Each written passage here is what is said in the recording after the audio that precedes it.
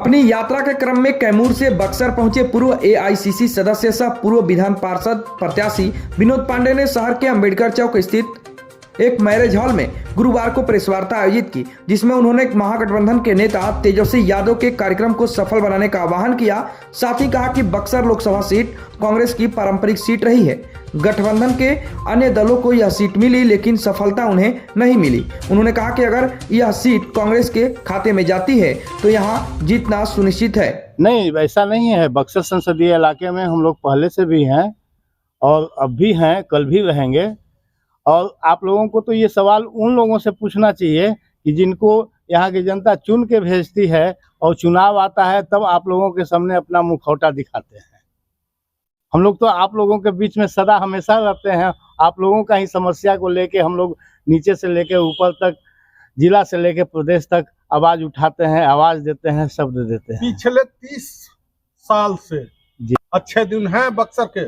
जी नहीं, कहीं हमको विकास, हम तो इतने दिनों से यहाँ देखता हूँ, घूमता हूँ और इस धरती से हमारा पुराना भी नाता है। कहीं भी केवल भाषण के अलावा कहीं विकास तो नहीं दिखता है। आप लोगों को दिखता है, आप लोग हमारे पत्रकार बंधु हैं, आप लोग समाज के आईना हैं, आप लोगों को ज़्यादा पता होगा, लेकिन हम लोगों को तो कहीं विकास नहीं दिखता है। ये बक्सर जैसे काशी के तर्ज पर बक्सर का विकास होना चाहिए। जैसा कि हम लोगों का ये बिहार का काशी है और काशी में जाकर विकास, प्रधानमंत्री का क्षेत्र है, वहाँ जाकर विकास देखिए और बक्सर में आकर विकास देखिए। वहाँ का 1% भी आप बक्सर में पाएंगे कि कहीं भी विकास नहीं। तो क्या लगता है कि पिछले कई बार से यहाँ पे राजद को मतलब जोरदार पटखनी मिल रही है, चूंकि सहयोगी हैं राजद के आप, तो क्या लगता है कि अब की बार अगर कांग्रेस आती है तो कांग्रेस कहाँ से निकालता है? देखिए, ये जहाँ तक पार्टी का टिकट देने का फैसला होता है, ये हम लोगों का आला कमान और हमारे जो भी दोनों पार्टियां या गठबंधन की जो पार्टियां होती हैं उसके शीर्ष नेता ही तय करते हैं। आपस में लोग समीक्षा करते हैं, कहां से हमारे उम्मीदवार कितने वोटों से पराजित हुए, कितने वोटों से का मार्जिन रहा। वो समीक्षा होने के बाद, उसका एनालिसिस होने के बाद ही पार्टी उम्मीदवारी तय होती है। और मेरे ख्याल से यहाँ भी 2 बार से जैसा विगत जो भी चुनाव हुआ है उसका समीक्षा हमारे आला कमान माननीय नेता करेंगे और इसकी समीक्षा के बाद यहाँ जो भी होगा फैसला, हम सब कांग्रेसी और हम सब कार्यकर्ता उसको मानते हैं। कांग्रेस के खाते में जाएगी ये सीट? जिस हिसाब से पिछले 2 चुनावों से गठबंधन का असफलता देखा जाए तो उस हिसाब से हम लोग आला कमान से आवाज उठाएंगे कि इस सीट को कांग्रेस के खाते में जाना चाहिए, क्योंकि ये परंपरागत कांग्रेस की सीट रही है और कांग्रेस का हमेशा यहाँ से उम्मीदवार विजयी रहा है।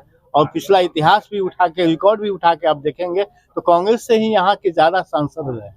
सदर विधायक मुन्ना तिवारी का भी यही कहना है कि हो सकता है कांग्रेस की ये सीट हो जाए और हो सकता है वो सांसद के उम्मीदवार भी हो जाए। आपको क्या लगता है? देखिए, सांसद का उम्मीदवार या पार्टी का उम्मीदवार हम सबके आला कमान के यहाँ से तय होता है।